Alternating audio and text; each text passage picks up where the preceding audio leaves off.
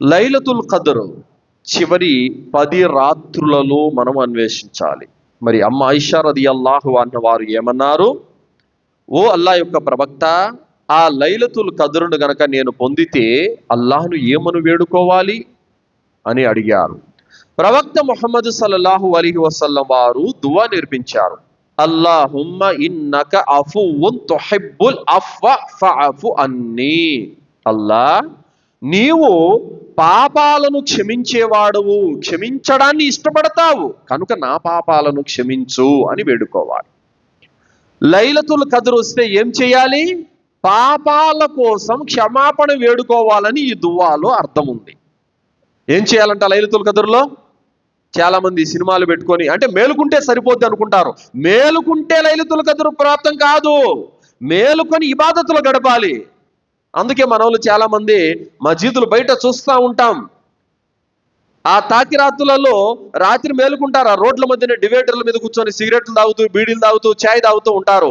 ఆ దౌర్భాగ్యాలకు అలా అర్థమైంది, మేలుకుంటే సరిపోద్ది అనుకుంటున్నారు. మేలుకుంటే కాదు, ఇబాదత్తులో ఉండాలి. కాబట్టి సినిమాలు చూస్తానో, లేదా సీరియళ్ళు చూసుకుంటానో, లేదా ఖాళీ కబుర్లు చెప్పుకుంటానో, లేదా బయట ఏదో పిచ్చాపాటిగా టీలు ఛాయలు తాగుతూ అలా తిరిగితే కాదు, ఇబాదత్తులో ఉండాలి, పుణ్యాన్ని ఆశించాలి, పాపాలు తుడిపేసుకునే పనిలో ఉండాలి. జిక్ర్ చదవటమో, ఖురాన్ చదవటమో, దువాలు చేసుకోవడమో, తౌబా చేసుకోవడమో, నమాజ్ చేస్తూ ఉండడమో ఏదో ఒక ఇబాదత్తులో ఉండాలి. అప్పుడు లైలతుల్ ఖద్ర్ ప్రాప్తం అవుతుంది. కానీ ఎలాగోలా మేలుకుంటే చాలు అని అనుకుంటే కాదు. అందుకోసమే చాలామంది ముస్లింలు మేలుకుంటే సరిపోద్దని చెప్పేసి వాళ్ళు మేలుకుంటారు. మరికొంతమంది మస్జిదులోకి వెళ్ళి పడుకొని నిద్రపోతారు చాలామంది. ఇలా కాదు, లైలతుల్ ఖద్ర్ యొక్క పుణ్యం అనేది మనకు ప్రాప్తం కావాలంటే మనం ఇబాదత్తులో గడపాలి. అయితే ఈ రంజాన్ చివరి దశకంలో మనం చేయాల్సినటువంటి అతి గొప్ప కార్యం ఏమిటంటే మన పాపాల కొరకు పశ్చాత్తాపం చెందడం. ఇది మెయిన్ పాయింట్, గుర్తుపెట్టుకోండి. అందుకోసమే లైలతుల్ ఖద్ర్ పొందితే నేనేం చేయాలి అని ఆయిషా రదియల్లాహు అన్హా వారు అడిగినప్పుడు ప్రవక్త గారు పాపాల కోసం వేడుకొని దువా నేర్పించారు. అంతే, ఇతర ఏరే విషయాల గురించి ప్రవక్త గారు చెప్పలేదు. కావున ఏం చేయాలి? తప్పనిసరిగా లైలతుల్ ఖద్ర్ ద్వారా మన పాపాలు క్షమించబడాలని మనం అల్లాహ్తో కోరుకోవాలి. ప్రవక్త సల్లల్లాహు అలైహి వసల్లం వారు అన్నారు, మన్ ఖామ లైలతుల్ ఖద్ర్ ఈమానం వ ఇహ్తిసాబన్ గుఫిర లహు మా తఖద్దమ మిన్ దంబి. ఎవరైతే లైలతుల్ ఖద్రులో తమ పాపాల క్షమాపణ కొరకు జాగరణ చేస్తారో వారి పాపాలు క్షమించబడతాయి అని ప్రవక్త సల్లల్లాహు అలైహి వసల్లం వారు చెప్పారు. కావున ఏం చేయాలి? లైలతుల్ ఖద్ర్ ఈ 10 రాత్రులు ఏవైతే ఉన్నాయో ఈ 10 రాత్రులలో మనము మన పాపాలను కడిగేసుకునే పనిలో లీనమైపోవాలి.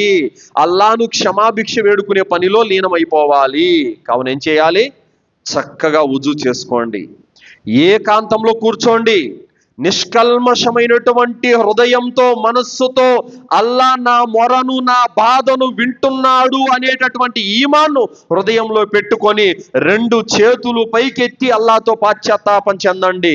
మొదటిగా అల్లాను స్తుతించండి, తర్వాత ప్రవక్త సల్లల్లాహు అలైహి వసల్లం వారి మీద దరూద్ పంపండి. దాని తర్వాత మీ ద్వారా జరిగిపోయిన ఒక్కొక్క పాపాన్ని అల్లా ముందర పెట్టి గుర్తు చేసుకొని దుఃఖంతో కన్నీళ్లు కారుస్తూ అల్లాహ్ను వేడుకోండి. అల్లా, నా పాపాలను కడిగేసుకోవటానికి నీ సన్నిధిలో నేను చేతులు చాచి అడుగుతున్నాను. నా ద్వారా ఫలానా ఫలానా ఫలానా పాపాలు, తప్పులు, చెడులు జరిగిపోయాయి అల్లా, నీవన్నీ ఒప్పుకుంటున్నాను. ఇక మీదట నేను వీటి జోలికి వెళ్ళను, వాటిని క్షమించు అల్లా అని చెప్పేసి మీరు కన్నీళ్లు కార్చి కడు దీనంగా అల్లాను వేడుకుంటే గనక అల్లా సుబ్హానహు తఆలా మీ తప్పులు, మీ పాపాలు అన్నింటిని కూడా తుడిచిపెట్టేస్తాడు. సోదరులారా, తనను తాను సంస్కరించుకోవాలి. చాలా మంది అంటా ఉంటారు, మేము అక్కడికి వెళ్ళి కొబ్బరికాయ కొట్టామండి మా పాపాల కోసము, మేము అక్కడికి వెళ్ళి పూలమాల వేసి వచ్చాము మా పాపాల కోసము, మేము అక్కడికి వెళ్ళి అగరబత్తులు తిప్పొచ్చాము, మేము అక్కడికి వెళ్ళి ప్రదక్షిణలు తిరిగి వచ్చాము, మేము ఉరుసు చేయించాము, మేము గంధాలు పెట్టించాము అని అంటూ ఉంటారు. వీటి ద్వారా పాపాలు క్షమించబడతాయి అని ఎక్కడ ఆధారాలు లేవు. పాపాలు క్షమించబడాలంటే తౌబా, పశ్చాత్తాపాన్ని మించినది మరొకటి లేదు. సోదరులారా, మనిషి మారు మనసు పొందాలి. అల్లా నేను నీకు భయపడి మారిపోతున్నాను అని ఒప్పందం చేసుకోవాలి. ఆ విధంగా దాసుని పాపాలు క్షమించబడతాయి సోదరులారా. కావున ఏం చేయాలి? రంజాను మాసంలో చివరి 10 రాత్రులు వచ్చాయంటే ఇమాం సాబు నమాజ్ చదివిపించిన తర్వాత కానీ లేదా నమాజు ఆరంభం కాకముందు కానీ మజీదులోకి వచ్చి చక్కగా ఉజు చేసుకొని మజీదులోకి వచ్చి కూర్చొని దువాలు చదువుకోవాలి, క్షమాపణ ఇస్తిగ్ఫార్ చేసుకోవాలి, తౌబా చేసుకోవాలి. ఇమాం సాబు సలాం చెప్పడమే ఆలస్యం, తుర్రున ఇంటికి వెళ్ళిపోతా ఉంటారు చాలా మంది. అలా కాదు, కూర్చోవాలి, కూర్చొని తౌబా చేసుకోవాలి, క్షమాభిక్ష వేడుకోవాలి, జిక్ర్ చేసుకోవాలి, ఖురాన్ చదువుకోవాలి.